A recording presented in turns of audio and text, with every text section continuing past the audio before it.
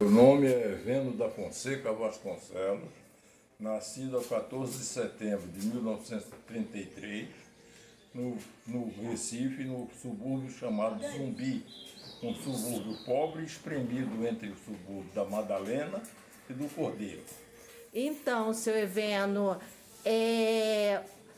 o pai do senhor, a mãe do senhor, vamos contar a história um pouquinho do seu nascimento, sua mãe e seu pai. Sua mãe e seu pai, eles são nordestinos aqui do Recife, ou vieram de outro estado, ou têm outra nacionalidade?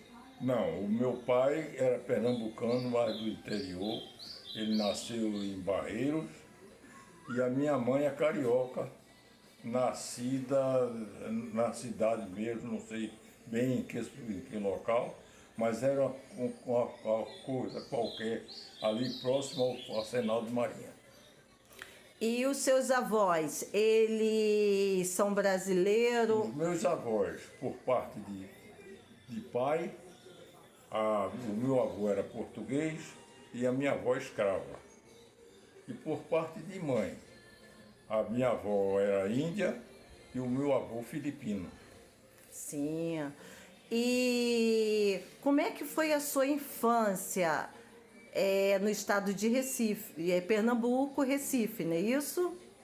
Foi uma infância como toda criança pobre, porque o meu pai não era rico, meu pai era um oficial aposentado da Marinha e nós éramos uma família grande e havia, quer dizer, a gente não tinha meios a pesar, além de as coisas serem diferentes do de hoje, porque a maioria do pessoal nem rádio não tinha em casa, era um tal de um baixo-falante, que o cara mais encostar, colar o ouvido no baixo-falante para escutar as notícias.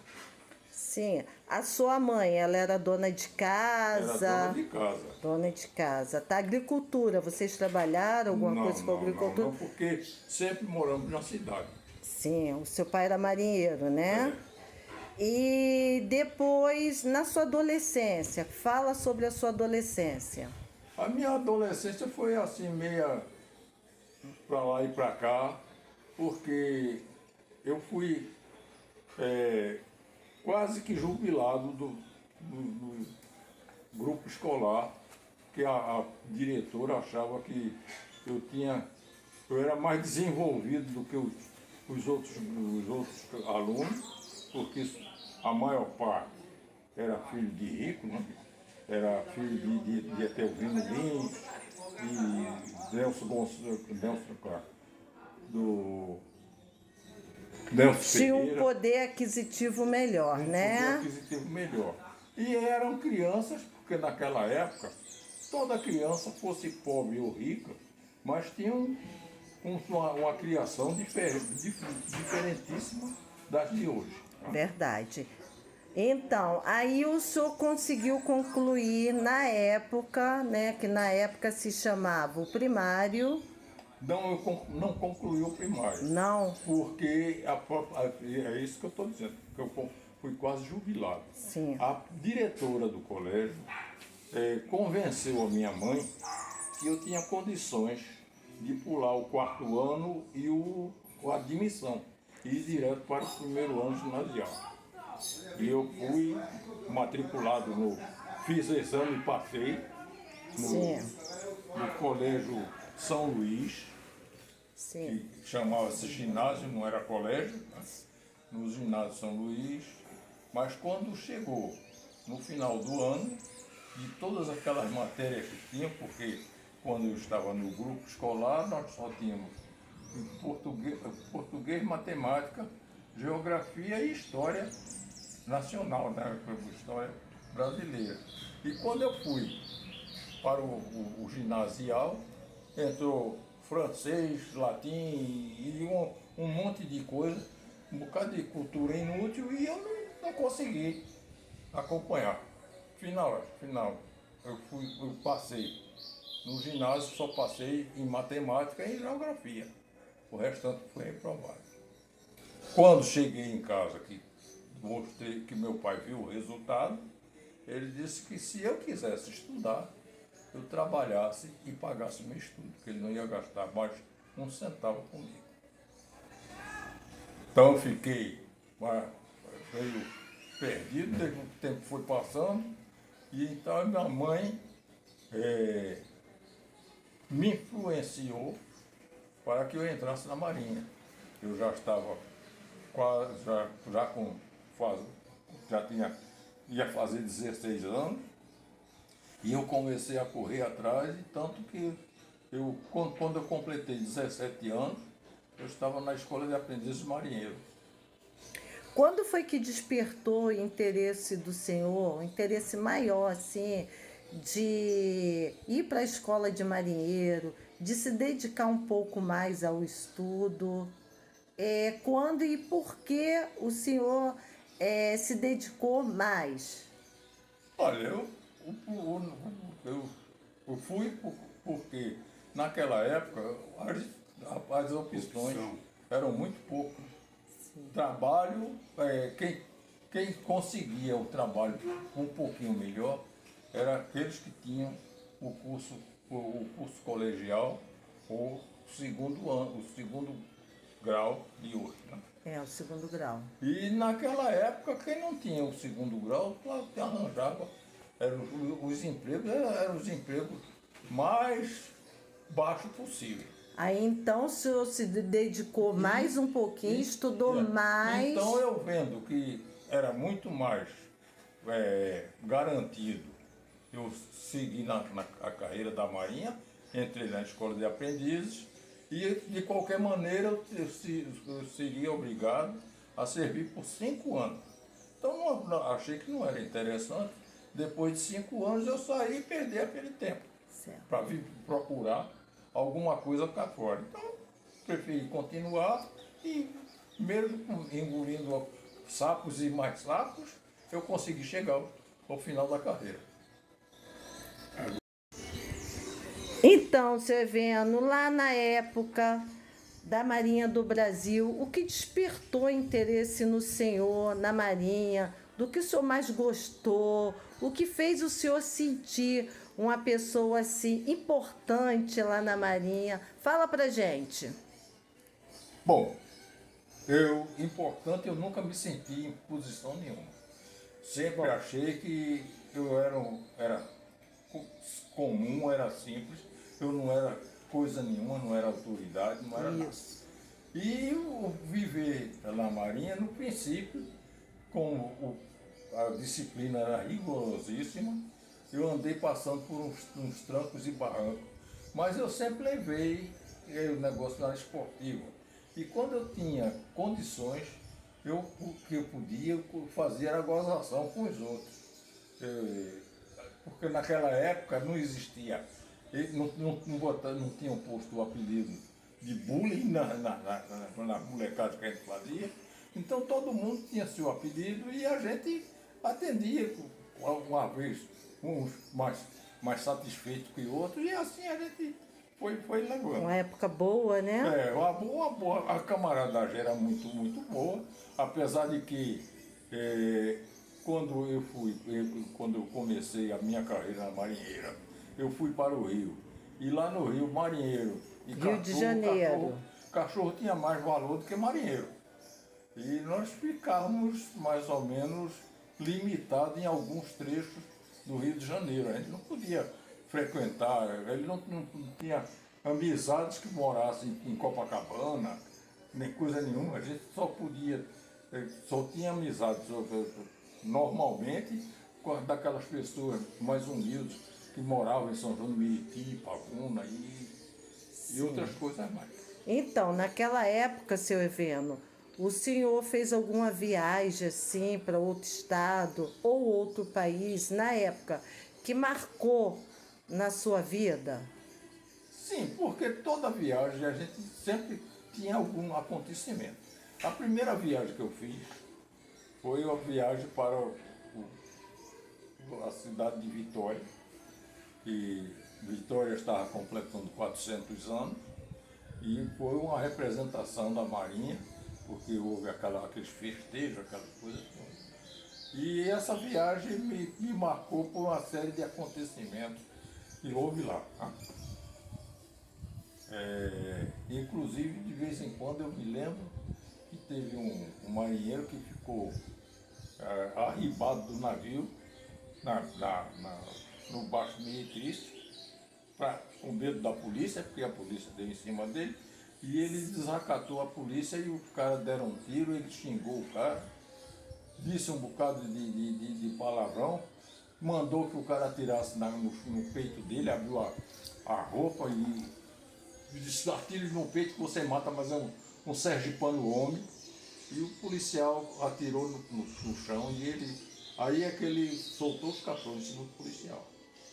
E esse policial, provavelmente, ele deu sorte porque a bala ricocheteou no chão e pegou na perna de um outro polícia. E o polícia caiu, sangrando, aí eles foram embora. E ele ficou arribado uma porção de dias, uns 3 dias. E depois disso, essa mulher que deu cobertura a ele, ficou se comunicando com ele, escrevia a carta para ele e ele aceitava e respondia. Até que um dia chegou uma carta dela, pedindo a ele para mandar um dinheiro para ela botar uma dentadura. Aí ele pegou, chamou o colega dele e mandou que o colega respondesse a carta, dizendo que ele tinha morrido, para não mandar a dentadura para a mulher. Então, seu Iveno, na época, né, a sua época de jovem, rapaz, né, os seus pais, o que eles falavam a respeito, na época, o senhor na Marinha, como é que era, assim, os seus pais, o que eles diziam, se eles estavam, assim, bem satisfeitos, né? Não, porque o meu pai, ele era se as coisas que ele sentia, ele não transmitia para ninguém. Ele guardava, a gente não sabia quando ele estava satisfeito ou não. Só quando o troço passava do limite, que ele dava um berro, aí a gente via que ele não estava satisfeito. Mas enquanto ele não abalava o alicerce dele e ele esperneava, a gente não sabia se ele estava gostando ou não. E a minha mãe, por sua vez, também era muito humilde, muito fora de série, né? Porque ela não reclamava, não sofria, comia o pão que o diabo amassou, mas não reclamava. Uma mulher sábia. Mas, assim, quando o senhor ficava assim, algum tempo embarcado, que retornava, né, para o seu lar, os seus pais, era aquela alegria, Sim, né? Aquela felicidade. Minha mãe demonstrava alegria, mas Sim. ele não. Ele tanto fazia. Eu só sabia que ele ficava satisfeito porque, normalmente, quando eu vinha para cá, que ele sabia que eu vinha, ele conseguia, que ele foi presidente de uma colônia de pescadores, ele pedia os pescadores para providenciar lagosta, que ele sabia que eu gostava de lagosta. Então, era uma prova que ele estava... Então, seu Iveno, lá na época da sua adolescência, do seu jovem, né, na Marinha, quando foi que o senhor conheceu a sua atual esposa? Como tudo aconteceu? Conta pra gente. Olha, aconteceu muito simples, porque ela era minha vizinha. E a gente já se conhecia há muito tempo, apesar de que no início ela tinha uma certa aversão à minha pessoa. Nessa época o senhor ainda estava na Marinha, Não, não é eu ainda isso? não tinha entrado na Marinha, nós Ah, não nos não tinha entrado na Marinha ainda e já se conheciam, conhecíamos. né? Porque ela era minha vizinha. Sim. E depois que eu estava na Marinha, com uns 5 anos de Marinha, eu voltei para servir em Recife e fiquei em casa. Então, a partir daí, nós passamos a ter um contato mais contínuo e daí despertou a paixão e começou. Então, o combate de familiares dela contra o nosso namoro, e esse combate foi reforçar a nossa amizade. E nós ficamos enfrentando a tudo e a todos para continuar e continuamos. E finalmente nós estamos até hoje juntos. Se casaram, né? É. E o senhor lembra da data do casamento, como foi, aonde foi? Fala pra gente. O casamento foi no dia 31 de dezembro de 1960, na matriz de Casa Forte. O Monsenhor Lobo foi que realizou a cerimônia e nós casamos no dia 31 e no dia 1º de janeiro de 61, nós fomos embora para o Rio. Sim, quando o senhor casou com ela, aí o senhor já estava na Marinha, não é Já. isso? Já estava na Marinha. Tá, foi para o Rio de Janeiro, né? E lá no Rio de Janeiro, como é que foi, assim, se foi aceitável o Estado, se adaptaram bem? Conta pra gente. Foi uma experiência muito poderosa para a gente não esquecer mais. Porque com uns 20 dias de casado, o ladrão entrou em casa, levou tudo, até o terno de casamento. Meu Deus. E deixou a gente, na mão. E eu estava viajando, para Suez, foi a primeira. Então, seu Eveno, naquela época lá, o senhor lembra da sua data de casamento? Como é que foi o seu casamento? Conta a sua história. O senhor já estava na Marinha? É isso? Sim, eu estava na Marinha, o casamento foi retardado, porque eu tive que esperar ser promovido a sargento para poder ter direito a casar, porque até cabo era proibido casar. Na época, né? Na época, então eu tive que aguardar ser promovido a 3º sargento para poder casar. E nos casamos na igreja matriz de Casa Forte, Em Pernambuco. em Pernambuco. E quem oficiou o casamento foi o Monsenhor Lobo, que já morreu há vários anos atrás. Sim. E nos casamos no dia 31 de dezembro e no dia 1º de janeiro fomos embora para o Rio de Janeiro, que era onde nós iríamos fixar residência. E a sua esposa gostou do Rio de Janeiro? Como é que foi a aceitação Ela dela no gostou, Rio de Janeiro? Principalmente de andar de bonde, porque aqui o bonde já tinha deixado de funcionar. E lá no Rio de Janeiro ainda tinha muito bonde, a gente ia para uma porção de lugares de bonde e era uma viagem tranquila. Época boa, né, seu Eveno? Sem aperto, não era igual os ônibus de hoje, quente e apertado. Sem violência, né? Então, seu Eveno, nisso o senhor teve seus filhos, né? Não é isso? Conta pra gente os filhos que nasceram no Rio de Janeiro, quantos filhos o senhor teve, se teve mais algumas viagens, conta pra gente. Meus filhos, com exceção do terceiro, que nasceu em Mato Grosso, mas os outros todos são carioca, nasceram na rua da Tijuca, eu agora não me lembro. É o bairro da Tijuca, no Rio de Janeiro, né?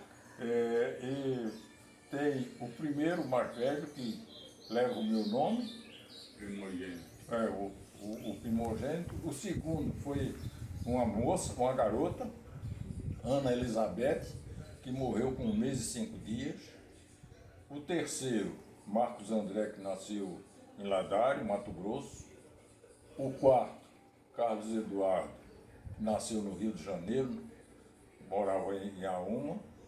O quinto, Paulo Frederico, nasceu com a diferença de 11 meses de um para o outro, no mesmo lugar. E o sexto e último, Augusto César, que nasceu com a diferença de 3 anos entre o penúltimo e ele, que nasceu também, nasceu numa clínica lá na Tijuca. Isso. E depois disso, o senhor foi para outro estado, teve mais embarcações, ficou embarcado. Como é que a família se o senhor ficou embarcado, como é que a sua família ficava na época? A minha família ficava em casa, né? Sob o comando da minha esposa.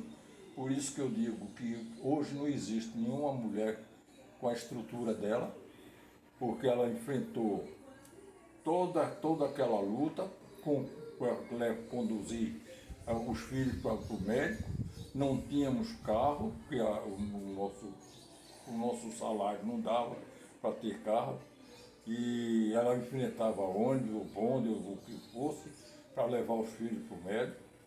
E se virava sozinha, enquanto eu viajava. Uma guerreira, né, seu Porque Eveno? desde que eu casei, eu estava embarcado num navio de transporte, e nesse navio eu passei 7 anos embarcado. E esse navio viajava. Teve anos que eu viajei, passei fora de casa 260 e poucos dias.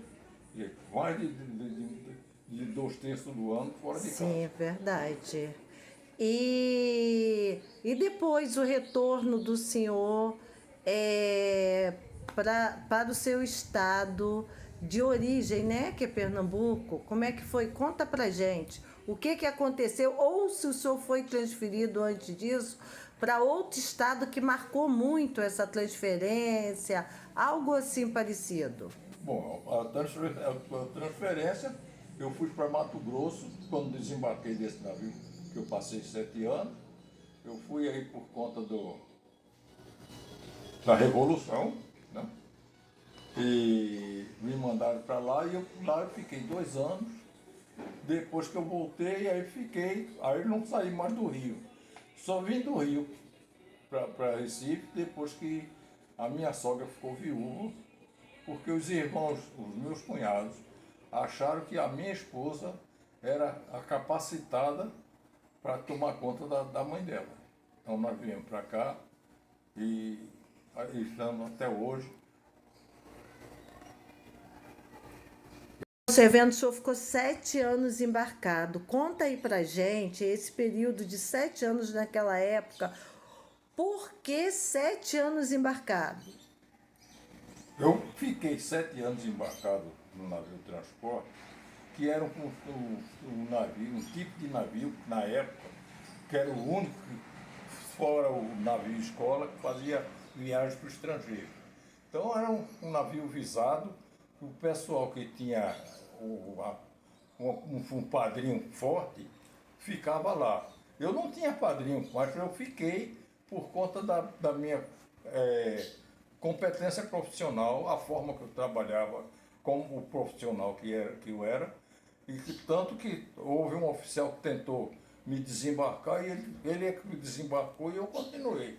E o que levava nesse navio durante esses 7 anos? Esse navio, nós fazíamos transporte de carga na costa brasileira, nós fizemos transporte de fragelado na seca do Ceará para o Belém, fizemos várias viagens com um monte de fragelado, aquele pobre miserável que veio lá do interior morrendo de fome, e fizemos transporte de tropa para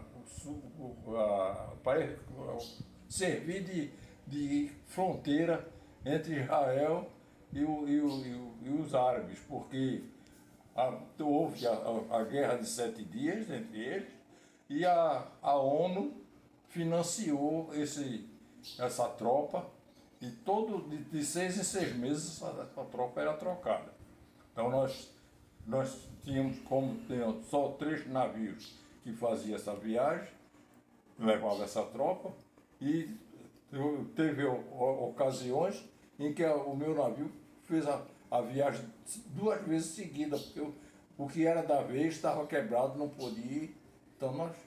Nessa viagem até Israel, o senhor chegou a desembarcar em Israel ou só ficava embarcado? Não, nós não íamos realmente para Israel, nós íamos para o Egito, ficava na cidade de Porto Said, que ficava na saída do canal de Suez. A gente ficava ali, fundeado perto do cais, e a tropa era conduzida dali para para a faixa de Gaza em caminhões. Né? Entendi. Seu Eveno, fala aí pra gente, seu Eveno, o tempo que o senhor ficou na Marinha, o senhor se aposentou na Marinha, se o senhor lembra da data naquela época, né, alguns anos atrás, conta pra gente aí. Bom, quando eu entrei na Marinha, o tempo de serviço eram 25 anos. Nós servíamos 25 anos e éramos reformados, ou transferidos para a reserva, né? Não era reformado. Mas depois, com o passar do tempo, depois da Revolução, eles acharam que devia equiparar o militar ao civil e aumentaram para 30 anos. Porém, nós tínhamos o direito de um tempo dobrado, que nós tínhamos o gozo de uma licença-prêmio, eram 6 meses de licença que a gente ficava afastado. E quem gozava a licença teria que tirar 30 anos, certo, justo. Mas quem não tirava, aquele tempo que ele não tirou a licença-prêmio, contava dobrado. Então, eu servi 29 anos, passei 29 anos na ativa. Em setembro de 1977, em setembro de 77, eu fui transferido para a reserva. Então, eu estou com 43, 44 anos que estou na reserva. E nesse período, eu fiz, quando saí, eu andei trabalhando, primeiro dando umas aulas de caldeira, eu fui para o Espírito Santo, vim para Recife, dei aula para um troço aí, um organismo aí do governo, que eu não sei bem o nome, mas ele era que patrocinava essas aulas. Então, seu Eveno, quando foi que despertou, depois que o senhor se aposentou, esse lado aí para instrutor? Conta aí pra gente, assim, despertou no senhor, né, esse lado aí para instrutor, para os estudos. Conta pra gente. Não foi bem um despertar, foi uma necessidade que tinha um escritório que fornecia cursos e nessa época, com o problema de economia de combustível, e havia muito problema de acidentes com caldeira, foi encomendado a ele um curso de caldeira para os operadores de caldeiros, os condutores de caldeira das firmas. E como era uma coisa que não existia na rede particular de ensino, não existia coisa semelhante, eles sabendo que a Marinha formava um profissional nesse estado, o camarada sabendo que eu estava livre, estava disponível, ele me chamou e me ofereceu. E como eu não queria ficar parado em casa, porque depois de 29 anos, a gente cumprindo uma rotina de acordar cedo, trabalhar o dia todinho, passar o dia todinho parado dentro de casa, era... É difícil, né? Isso. É difícil. Então, seu Eveno, o senhor agora, né, atual, 90 anos, com essa memória 10, lúcido, escreveu, seu Eveno, seu primeiro livro. Conta pra gente como isso tudo aconteceu. Bom, esse primeiro livro que eu escrevi é o condensado de uma revolta interna por ver tanto desmando em nosso país e não poder fazer coisa nenhuma para pelo menos diminuir a quantidade de abuso e desmando. Então, seu Eveno, estamos no ano de 2023. O senhor com 90 anos, tá? Lúcido, saudável, a mente boa. Conta pra gente o que foi esse despertar de escrever o seu primeiro livro. Fala aí pra gente sobre a leitura, o despertar deste livro. Bom, eu sempre gostei muito de ler. E na época em que eu estava nativo, que estava embarcado no navio, aquele navio que eu passei 7 anos, como a gente passava a maior parte do tempo em alto mar, nós formamos um clube do livro. E todo mês a gente, com a arrecadação, era comprado novos livros. Tanto que quando o clube do livro foi encerrado, porque embarcou um oficial e disse que não podia haver uma coisa particular dentro do navio da Marinha, ele acabou com o clube. Nós estávamos com quase 500 volumes. Muito bom. E hoje a gente não vê a juventude interessada Com o livro na mão, né, com seu leitura. Eveno? Quando lê, na internet, então, mas livro mesmo, muito raro. A gente vê, só aparece assim uma coisa extraordinária, assim, quando tem esse festival de livro e tal. Mas fora disso, a gente não vê esse interesse do jovem pela leitura. Então, seu Eveno, o senhor está aí com o seu primeiro livro na mão. Levanta um pouquinho. Olha, pessoal, o livro dele, tá? E está sendo editado o livro dele, tudo certinho. E fala pra gente como é que o senhor se sente por escrever esse livro. Porque, assim, pessoalmente, para mim é muito importante. Eu achei assim uma coisa maravilhosa, né? Conta aí pra gente aí um pouquinho, pro pessoal. Esse livro vem desde da minha infância. Eu fiz um apanhado de fatos da minha infância até hoje.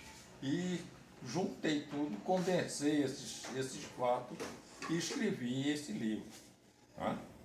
E apesar de que ele não tem o conteúdo total, porque acho que seria muito cansativo para a pessoa, mesmo que gostasse de ler, se eu fosse entrar em detalhes de tudo que eu citei, mais algumas coisas que eu não citei. O senhor não teve dificuldade, né? Alguma dificuldade, assim, ideias para o livro? Como é que foi surgindo tudo, Seveno?